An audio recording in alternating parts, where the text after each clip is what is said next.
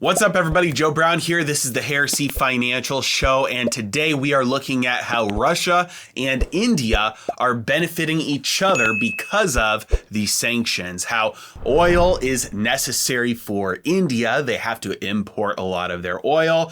Russia is dependent on its oil exports, and because of the sanctions, India has been able to avoid a lot of their pain by getting oil directly from Russia, and Russia has been able to avoid a lot of their pain by exporting directly to India. And the real losers here are the ones in Europe who have laid the sanctions on there, only hurting themselves here, what it looks like. Ready? Let's dive in.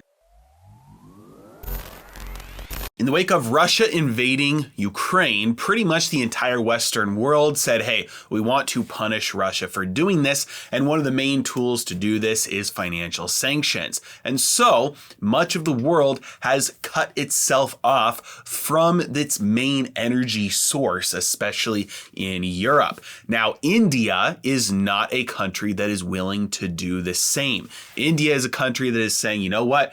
We just need to get what we need to get, and we don't care about the source, and we don't care about the consequences.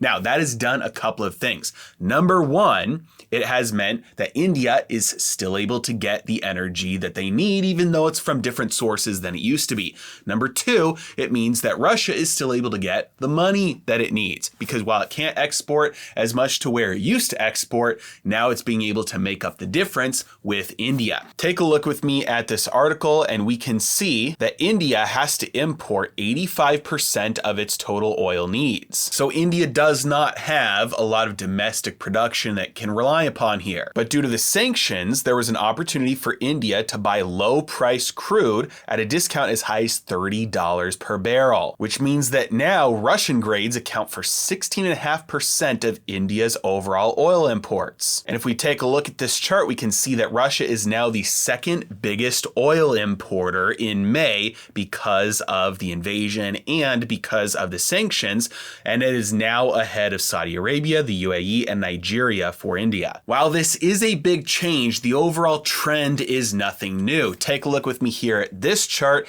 that shows that India has been increasing its dependence on Russian oil for quite some time. But again, if we look at the beginning, that was started and prompted due to the sanctions on Iran. This was not due to some free market thing. This was, again, engineered by the West. And so despite the West's attempts to cut off the flow of capital, cut off the flow of wealth, of money, of cash to Russia, it looks like there are a steady stream of new and increasing buyers around the world that just don't care. This is a little bit similar to the fact that people in Hollywood like to look down on people who are burning down the Amazon rainforest, which is objectively something that any human might look at and think, yeah, I'd rather have that rainforest there. But for the people who actually live there and are starving to death and have to do that to make farmland for themselves, they're like, we could care less what those actors in a different country who have millions of dollars think.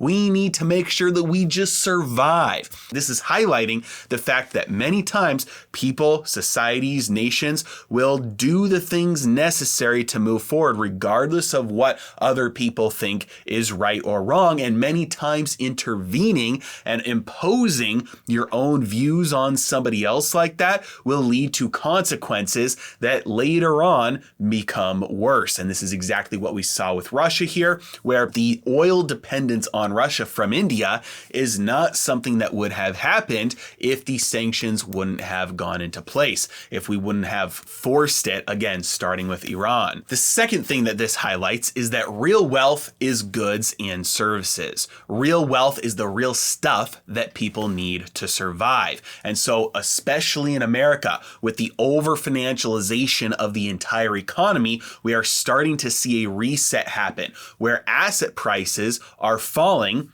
except for the ones that are most reliant, most closely connected to real assets, the real things that real people need. That's why real estate has held up very well. That's why energy has done very well. That's why commodities have done very well. That's why gold and silver have done very well. Gold a lot more than silver. But the real assets, the goods and services, the stuff that people need, agriculture, food, water, those things tend to always do well. And the people who control the production of wealth, the real goods and services, are always going to be the ones who hold the power. And if the only thing you have to offer is fiat currency, paper wealth, well, in the end, the one who controls the real wealth is going to have more power in that relationship. And that's exactly what we are seeing play out right now. And that's exactly something that you can change in your own life by allocating your resources and your time and your attention to developing control and production of real wealth instead of fake wealth. As always, I really appreciate you guys. Thank you so much for watching. Have a great day.